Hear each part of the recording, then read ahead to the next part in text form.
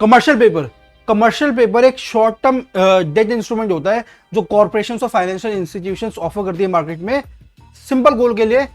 उनको working capital के लिए अगर कोई भी फंड्स रेस करने हैं उसके लिए वो कमर्शियल पेपर मार्केट में इशू करती हैं।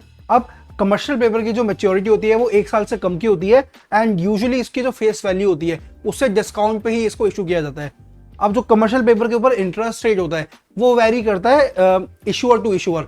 जिस भी इशूअर की क्रेडिट वर्थीनेस कितनी है उसके बेसिस पे डिपेंड करेगा कि इंटरेस्ट रेट कितना है। अब क्योंकि कमर्शियल पेपर एक अनसिक्योर्ड लोन होता है इसलिए इन्वेस्टर्स को बड़े सोच समझकर इसमें इन्वेस्ट करना चाहिए एंड आपको क्रेडिट रिस्क भी इवैल्यूएट करना चाहिए कि जो भी इशूअर है उसकी क्रेडिट वर्दीनेस कितनी है और आपके पैसे डूबने के चांसेस कितने ज़्यादा है।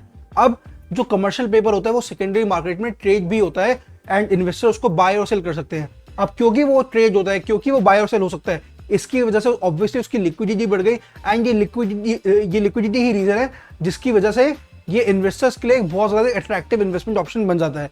अब कहीं ना कहीं ऑब्वियसली ये एक अट्रैक्टिव इन्वेस्टमेंट ऑप्शन है एंड एक ये ट्रेडिशनल सेविंग्स अकाउंट से, एक ये सर्टिफिकेट ऑफ डिपॉजिट से ज़्यादा रिटर्न्स देता है, लेकिन इसमें रिस्क भी ज़्यादा इन्वॉल्व है।